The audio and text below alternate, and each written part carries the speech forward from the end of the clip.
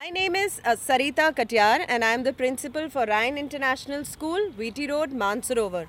Today we have planted a sapling here and similarly our students have planted saplings throughout this session. Each one, plant one was the quote that we followed throughout the year, and I would like to pose a challenge today to all the students available here, which is the Ideal Student Challenge, and you have to post your photograph onto the Facebook page. You're going to plant a sapling and also encourage your friends, your relatives, your family members to plant more and more saplings to save the environment. As we have all come to know that global warming is posing a threat to the Mother Earth. So we have to save this planet Earth, plant more and more saplings and create a beautiful environment for not only us, for the birds, for the animals and the entire ecosystem.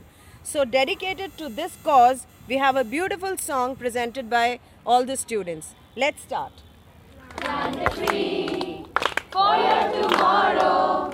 It's the tree that clears the air. Plant a tree